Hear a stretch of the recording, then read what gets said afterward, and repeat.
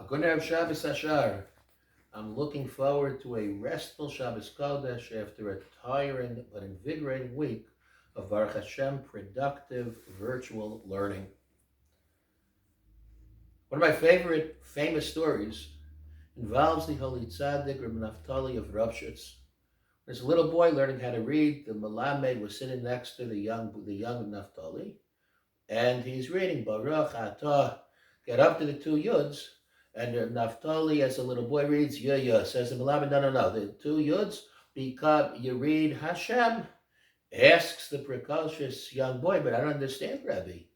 When you told me when you have two Yidden, one on top, one on the bottom, it's a Shava. It's a silent sound.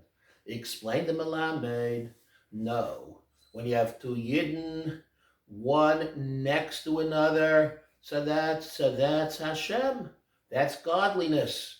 When there's one on top of another, when two Yidden, one little dot, one is on top of the other, that makes the silent Shava sound. That's a vacuum. There's nothing there. You have to love every single Jew as yourself.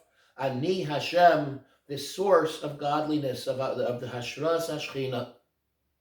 We learned last week in the Pirkei Avos that Kol Torah she'ein imam melacha sofa b'teila. The Holy Tzaddik, the Kedushas Levi, the Barditchev Rav, Rabbi Levi Yitzchak of Barditchev, would tell of how he heard Torah from the Baal Shem. And the Torah of the Baal Shem shaped his attitude, his selfless devotion to his people, to Klal Yisrael. As a young man, what inspired Reb Levi Yitzchak was the Baal Shem's interpretation of this Mishnah, called Torah she'ein imam melacha. Explains the Baal Shem. What does melacha mean? It doesn't mean work. It does not mean supporting oneself. Melacha means working for other Jews, reaching out to one's fellow. Melacha means taking one's Yiddishkeit, one's Emunah, one's Torah, and sharing it. Melacha means tending to the physical needs of fellow Jews, of the material needs of one's fellow. All of that called Torah she'ein imam melacha, Torah that is devoid of reaching out to another Jew when it's one on top, and it's not two Yidden, one next to another.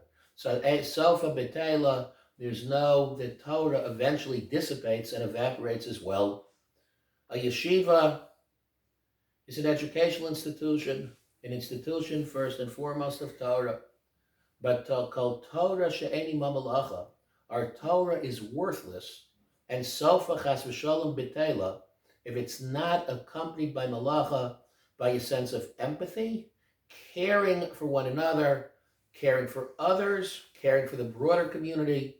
That's called Torah she'ein imam melacha, sofa b'teila, v'havta l'recha kamocha, ani Hashem, by continuing to care for one another, by our yeshiva striving to be as attentive as we possibly can. We have to always keep on being better. By taking care of one another, by parents taking care of one another, reaching out to one another, taking care of our children.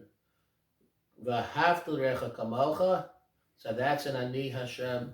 That's the ultimately a precondition and a guarantee for Hashras Hashchina, for Bracha, for Yeshua. Have a very, very good Shabbos.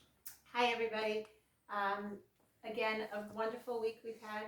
So good to see everybody on Zoom. Obviously, we would rather be seeing everybody in person. We hope that day will come really, really soon. Yom Ha'atzmaut was a lot of fun.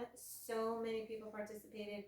Anybody who participated in all 5 virtual tour of Eretz Yisrael, who went to visit all 5 cities, wait by the door today because a treat will be arriving at your house. So everybody enjoy that. Can't wait. Our next big day of fun is Lag BaOmer. We can't wait again to have a day filled with so many activities, and hopefully just as many people will participate. Now, if you're not sure when Lag BaOmer is, today is the 22nd day of the Omer. Lag BaOmer is the 33rd day of the Omer. Let's see if you can use your Ashar Given math skills to figure out when Lag BaOmer is. Everybody have a great Shabbos and keep smiling.